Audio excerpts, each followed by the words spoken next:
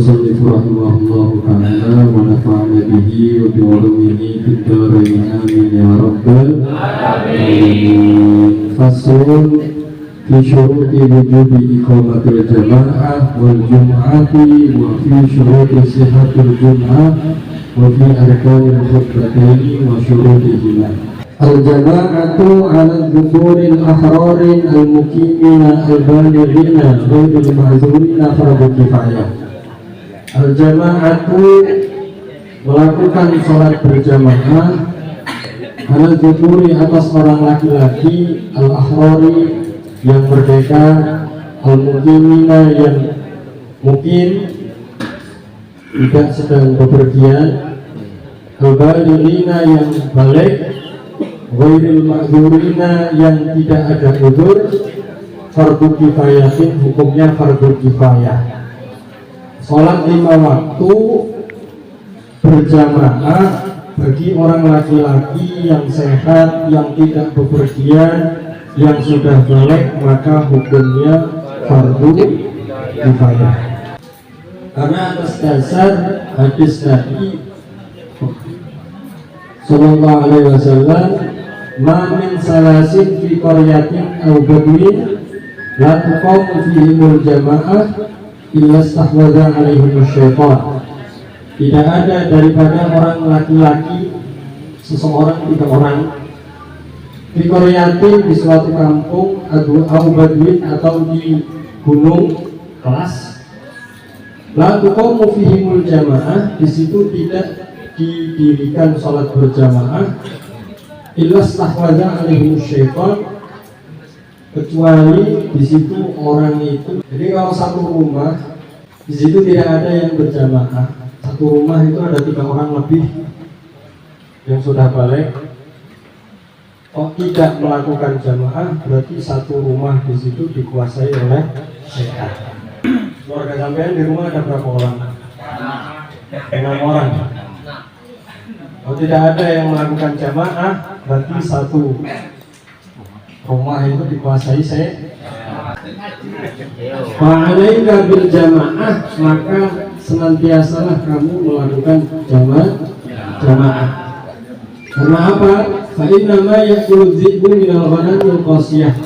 Sesungguhnya macan itu akan memakan kambing yang menyendiri.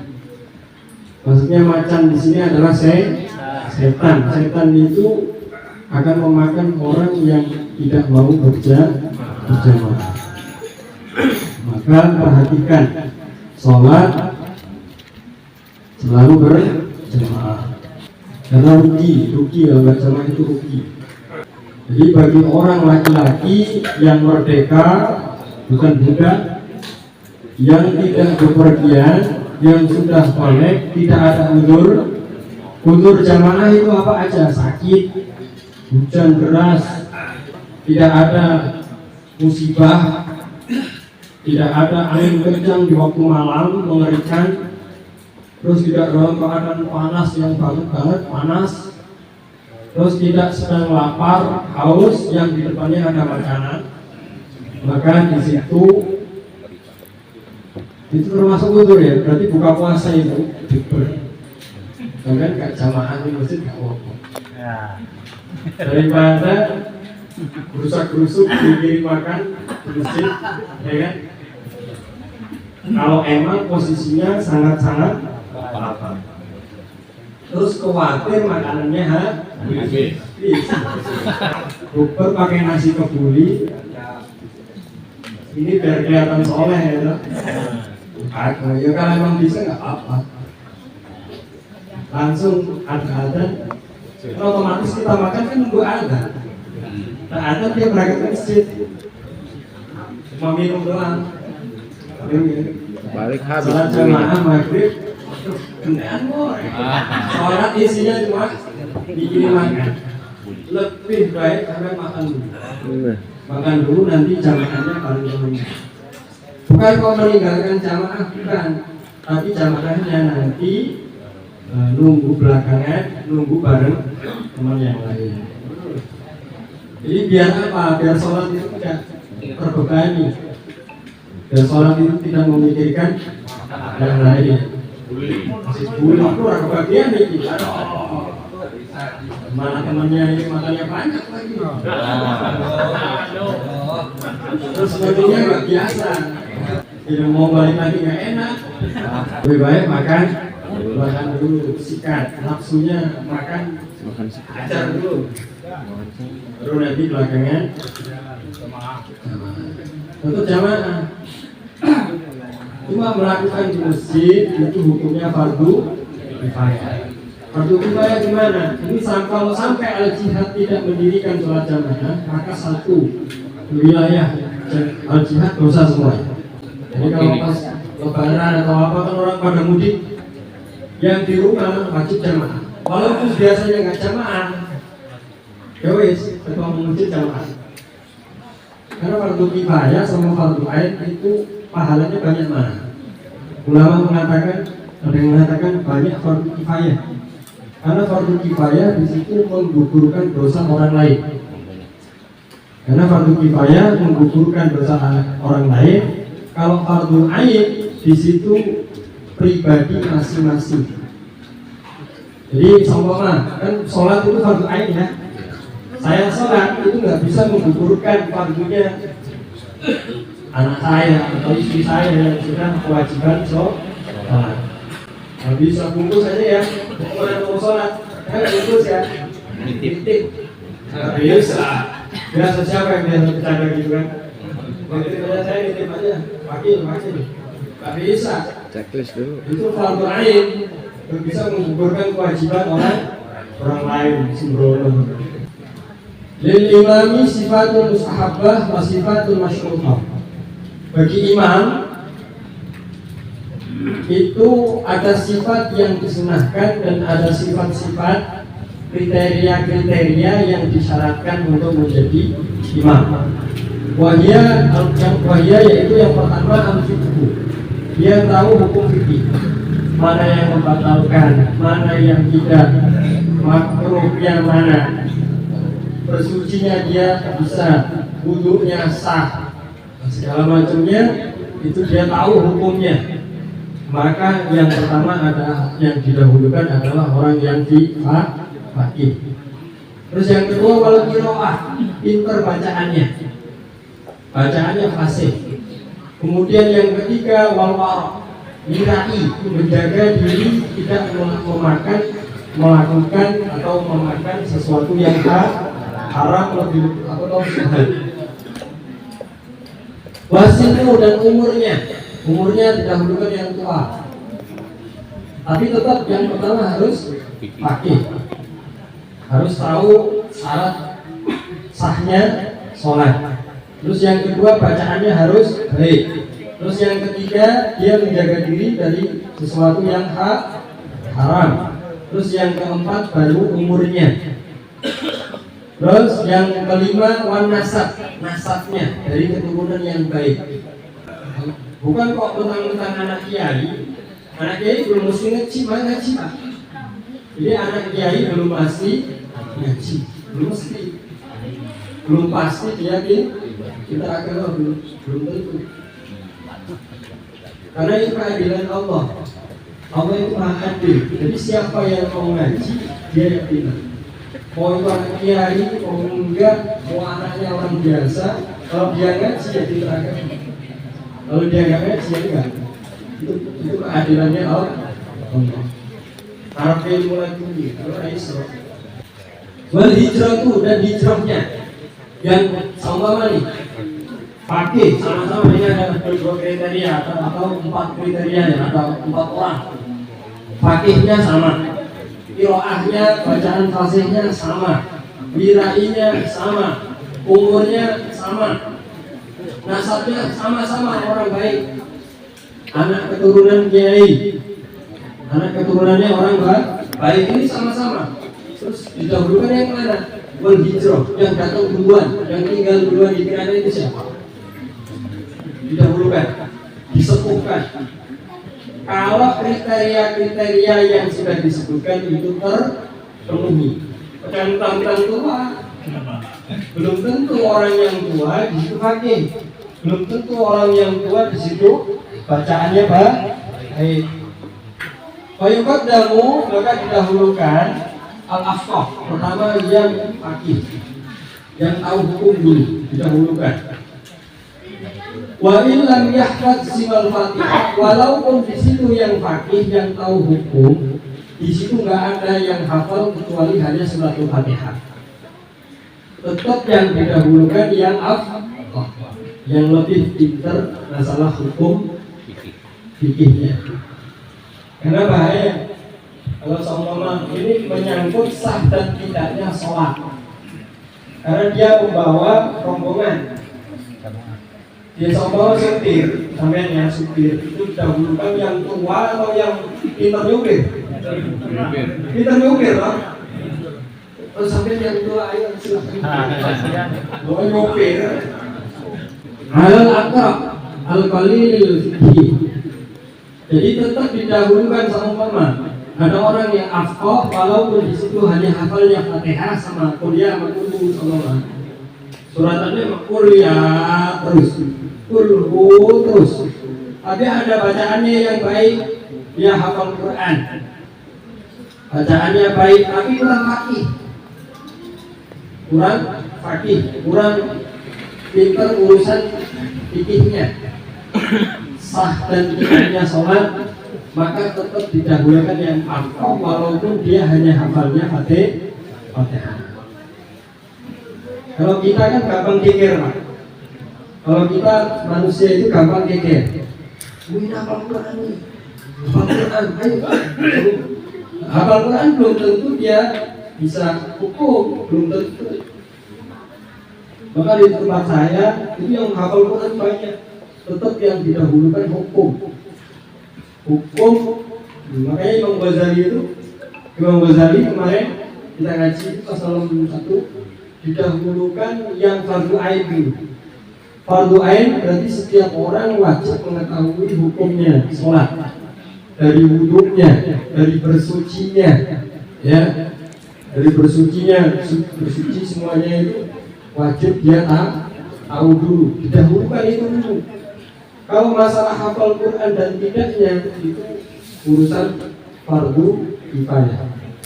Maka untuk memotivasi, kalau seumpama nih satu kiai nggak ada yang hafal Quran sama sekali, pondokkan sampean ajarkan Quran. Tapi tetap awalnya harus hukum dulu, itu penting. Karena kalau cuma bisa bacanya doang, nggak tahu isinya itu cuma, ya kan? Wasahhahu Subki, dan disahihkan oleh Imam As-Subki. Annal murad bihi al-asahhu qiraah, ay ajwadu ta'diyah, yang dikehendaki daripada qiraah adalah yang paling baik makhrajnya, bukan yang paling baik lagunya, bukan, tapi makhrajnya. Apa namanya? Tajwidnya, bukan kok didahulukan yang pintar lagunya. Ini lagunya baik, belum tentu itu pasti, belum tentu. Dan sampai kita kan terjebak dengan nada. Kita dengar bacaan Quran itu terpaku dengan nadanya, bukan fasih dan tidaknya.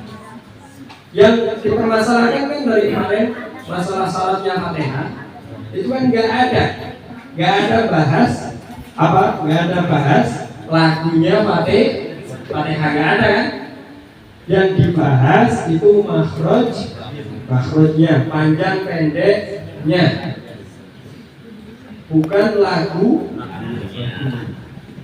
Kalau kita kan Allah dengan tangan Quran, Allah karena terpaku dengan suara dan nadanya. Kita nggak mikir yang dibaca itu apa, kandungan daripada bacaannya itu apa, kita nggak terpaku dengan itu. Yang penting suaranya bagus, seneng. Kalau sampai ngomong ke lagu dangdut, ya bodoh.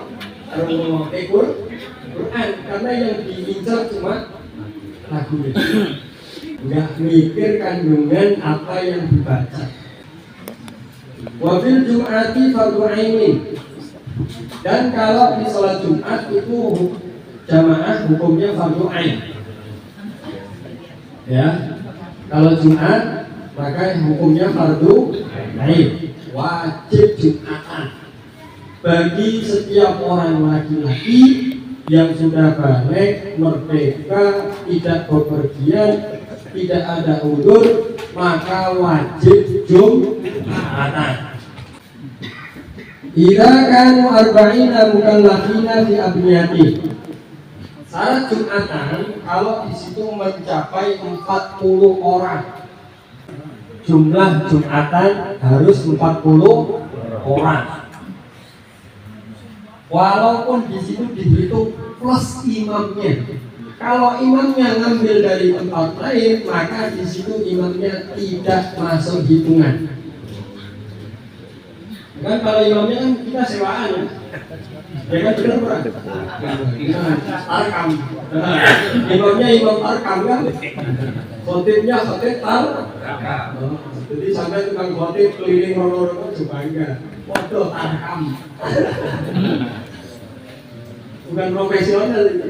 Kalau profesional kan udah mancep di situ ya. Belum profesional itu, masih tarkam. Keliling. Undangan sana-sana. Foto ya kan. Tapi tarkam. Itu garang cengkelan. Wah, saya tinggal di dekat masjid tapi Jumatannya nyampe biasa, nyampe Solo, malah keliling. Pegel ya. Kalau di Al-Jihad berangkatnya jam 12, lumayan. Jadi kelihatan soleh. Kalau di biasa berangkatnya jam 11. Mukallafin harus yang sudah mukallaf semua. Mukallaf itu orang yang sudah balik dan berakal. Akalnya waras, bukan orang gila. Maka tidak sah Jumatnya bagi orang gila. Orang yang otaknya nggak waras. Umale, orang yang pingsan atau orang yang ayan. Mau Jumatan, semaput, pingsan, maka dia nggak wajib Jumatan. Sadar-sadar sudah selesai Jumat, maka tidak wajib Jumatan. Atau ayannya kambuh, mau Jumatan mandi, lereng-lereng, kejang-kejang dong, langsung kejang-kejang, nggak wajib itu. Wakal zamu sakral. Tapi kalau orang yang mabok, kalau di situ mabuknya karena sengaja, mabok kecubung, mabok ganja, mabok apalagi segala macam, ngefly, hanya nggak sadar, maka di situ wajib dikodok. Yaitu kodoknya apa? Kodoknya salat zuhur. Kodoknya sholat zuhur, bukan Jumatan sendirian ya. Di abniatin, di bangunan. Ini ada bangunan, maksudnya bangunan di sini ada tanda lah. Walaupun bangunan itu cuma pagar doang, pagar keliling, atap, masalah. Di abniah di sini kok bukan bangunan masjid bagus itu nggak harus. Wa alaman nawal iqamata, yang wajib bagi orang yang niat mukim. Jadi orang yang niat mukim di situ sampean kayak Pak Makun sama Mama.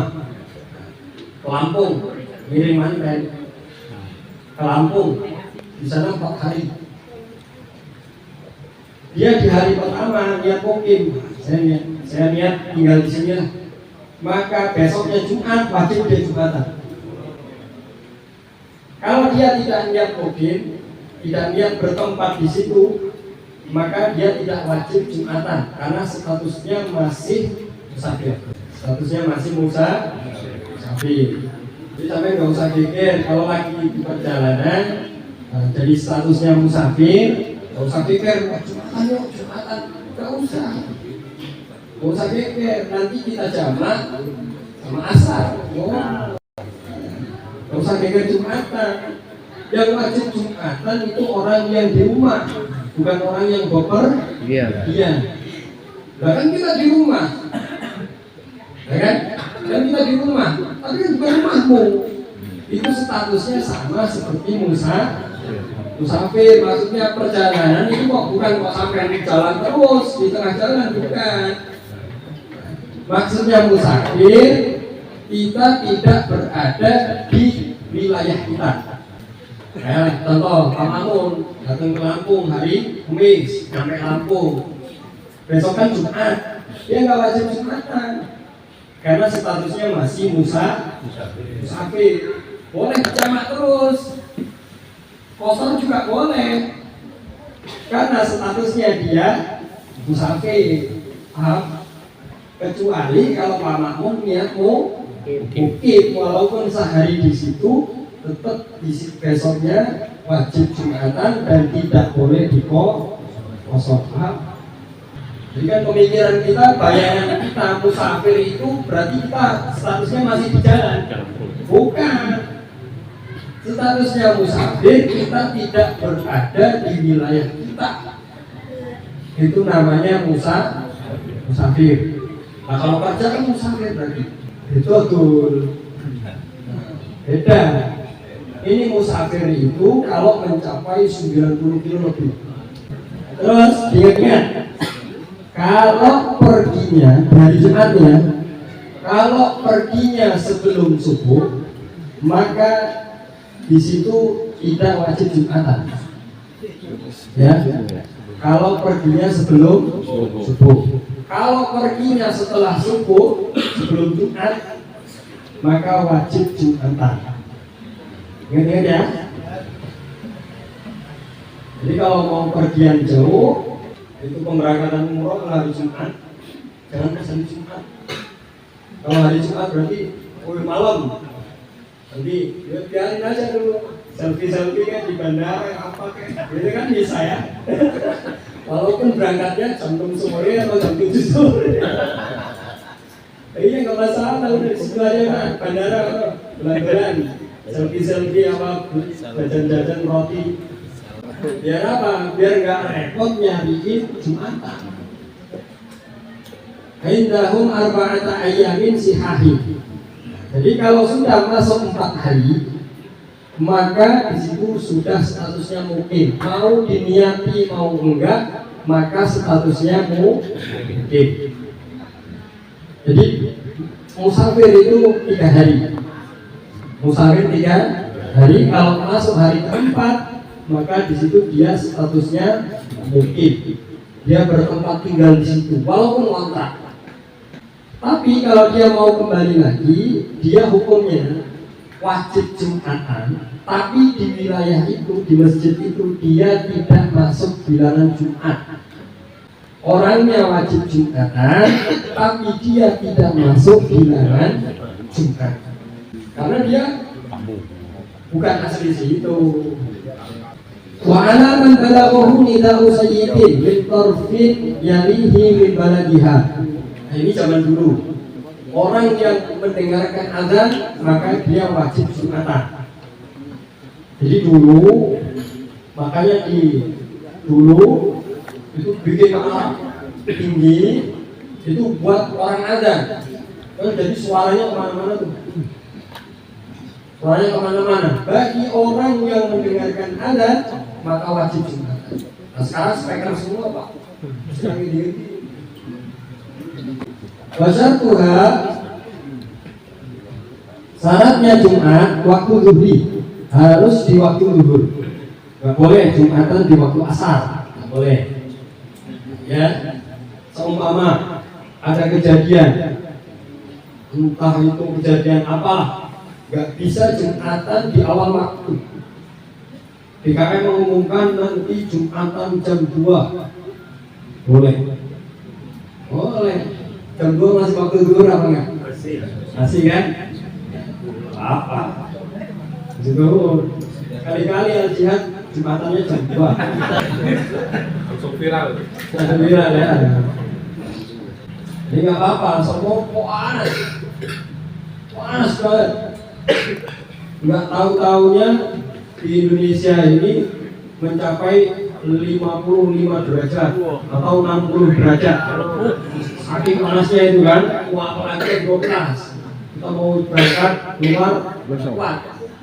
Saking panasnya, boleh nanti nunggu dingin. Diakhirkan jam kalau jam 3 udah asar. Jam 2 boleh. Jam 2 lewat 30 juga boleh. Kalau jam 3 udah asar, nggak cukup. Ya.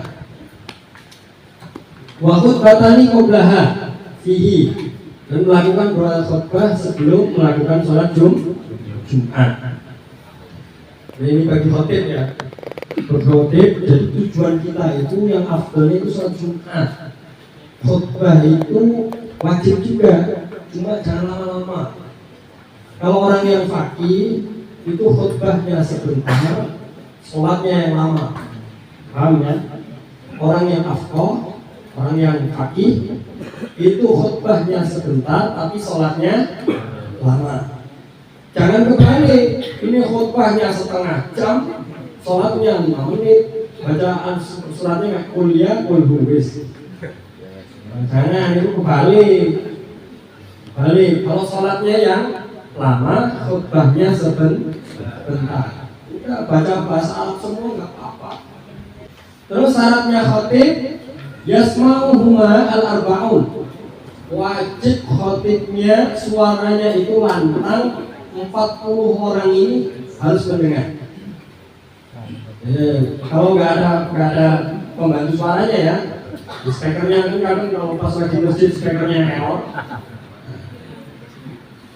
Baca khutbah pelan, kira-kira cuma yang di bawahnya doang gitu yang dengar. Apalagi ada suara berisik anak kan. Ini baca apa khotibnya nggak mendengar, agak sakit. Maka khotib suaranya kalau pas lagi nggak pakai speaker, suaranya yang lantang. Harus 40 orang itu dengar semuanya. Orang ini, jadi dari awal khutbah sampai akhir sholat salam ini harus jumlahnya penuh 40 orang. Paham ya? Kalau ada yang kurang satu, yang satu mencret keluar. Berarti jumlahnya kurang 39, maka jumlahnya tidak sah. Karena harus 40 orang. Ngomong ada salah satu. Terus atau yang satu ada cuma tidur, benar-benar tidur sampai orang, maka tidak masuk hitungan.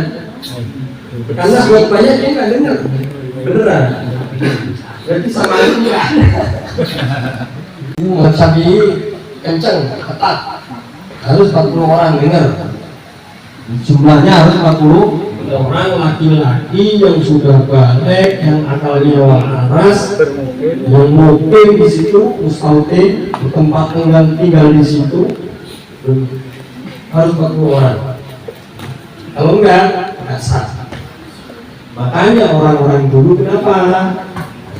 Orang-orang dulu setelah sholat Jumat dia sholat zuhur. Untuk ikhtiar berhati-hati kan nggak mungkin ngabsen satu-satu. Kalau orang dulu masih enak, semuanya masih kenal, apalagi satu kampung itu semuanya kenal. Hitung 1, 2, 3, ada 40 orang, oke gas. Kalau di sini coba di perumahan atau di kota, Apalagi kayak model kita, hotelnya hotel Tarkam, imamnya imam Tarkam. Apa yang mungkin aksen ini jamaahnya yang tinggal di sini semuanya siapa? Hitung 1, 2, 3, 4, 5, 6, 7, 8, 9, 10. Kan nggak mungkin, ya kan? Nggak mungkin. Jadi gimana solusinya untuk hati-hati setelah sholat Jumat, sholat zuhur?